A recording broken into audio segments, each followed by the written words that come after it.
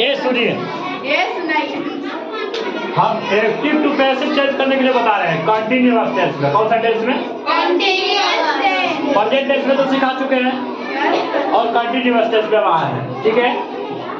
लेकिन बार बार क्या होता है ना, हर एक चीज हमको याद नहीं करने की जरूरत होती है। थोड़ा बड़ा चीज अगर याद हो जाता है ना तो एक्टिव से पैसिव करना आसान हो जाता है।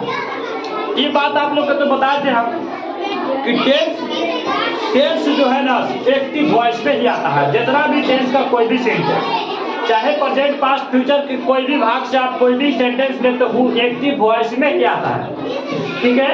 उसको पैसिव में बदलने के लिए सब्जेक्ट के बाद हेल्पिंग वर्ब इस प्रकार से प्रयोग करते हैं और जो मैंने स्ट्रक्चर रखती है उस प्रकार से हम लोग प्रयोग करते हैं। और जितना भी अधिक पैसिव में करते हैं ना, कोई भी अगर सेंटेंस को पैसिव में करते हैं ना तो उसमें हमेशा भी प्रयोग होगा। चाहे प्रेजेंट पास्ट फ्यूचर कोई भी हो, उसमें हमेशा भी का प्रयोग होता है। थोड़ा बड़ा एक्सचेंज हो जाएगा हेल्पिंग वर्ब वगैरह, या उससे पहले जो लगने वाला क्रिया है वो चेंज हो सकता है। चलिए, तो उसी प्रकार से हम लोग कंटिन्यूअस पर बात कर रहे हैं। कौन सा टेंस पर बात कर रहे हैं? कंटिन्यूअस। चाहे वो प्रेजेंट कंटिन्यूअस हो या पास्ट कंटिन्यूअस हो, सबका स्ट्रक्चर सेम है बालक। यहाँ पर लिखा गया सब्जेक्ट के बाद हेल्पिंग वर्ब, या तो एक्चुअली वर्ब लगाइए। आप एक्चुअली वर्ब नहीं समझते इसलिए मैंने एच भी लिखा है, हेल्पिंग वर्ब इजेमार वाज है, ठीक है। प्रेजेंट में रहेगा तो इजेमार का प्रयोग, पास्ट में रहेगा तो वाज का प्रयोग। इतना बात पक्का है ना? Yes sir. कंटिन्यूअस में बीइंग जोड़ते हैं, हेल्पिंग वर्ब का बीइंग लगा देना। क्या लगा देना?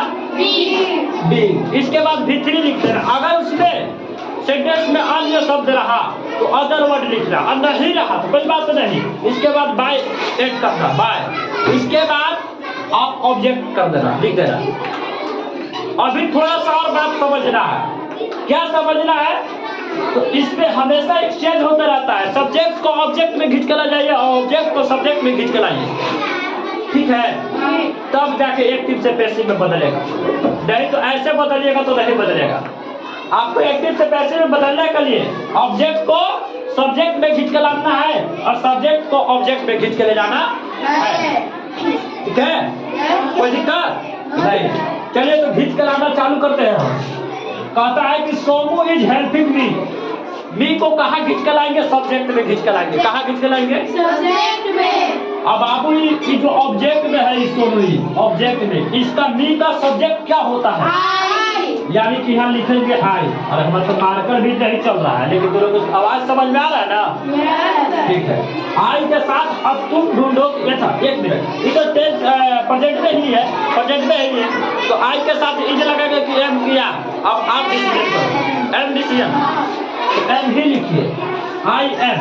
इसके बाद सर क्या लगाने के लिए बोले हैं? कंटिन्यूअस है तो बीइंग लिख दीजिए। क्या लिख दीजिए?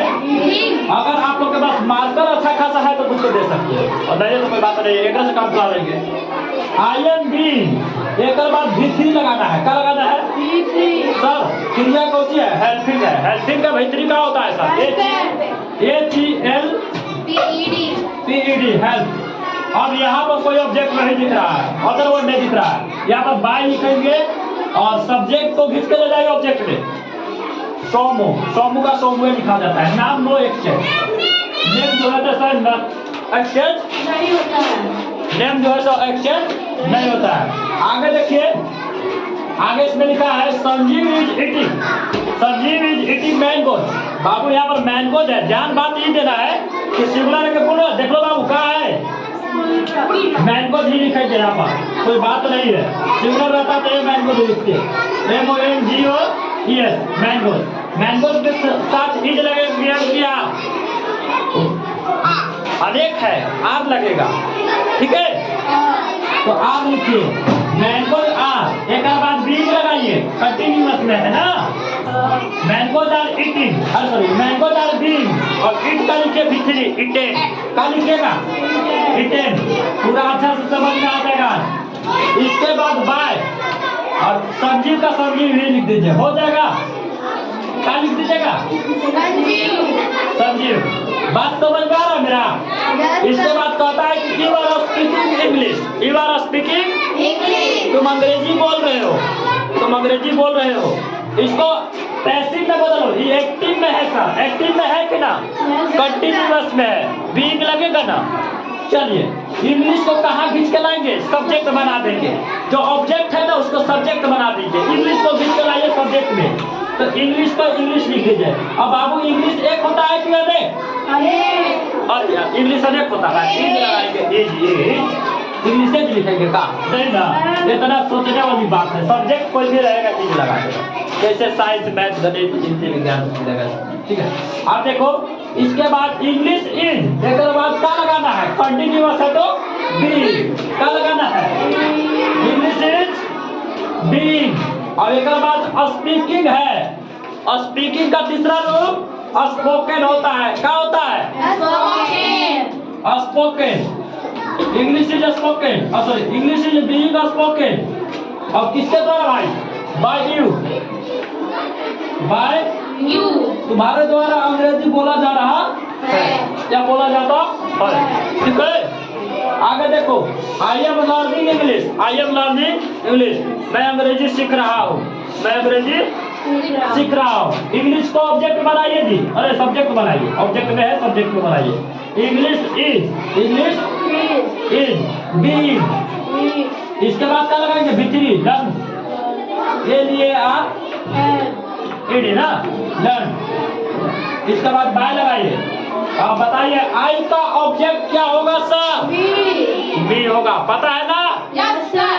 चलिए और वी का क्या होता है, वी का ऑब्जेक्ट अस। अब बस इतना में तुम लोग के कंटिन्यूअस समझ में आ गया होगा, समझ में आ गया। Yes sir. मेरा वो यूट्यूब चैनल है अंकित एजुकेशन 95 चैनल। अब बता तुम लोग सब्सक्राइब करेगा किधर, आप कैसे पढ़ावे, कितना बढ़िया पढ़ा रहे हैं देख लो।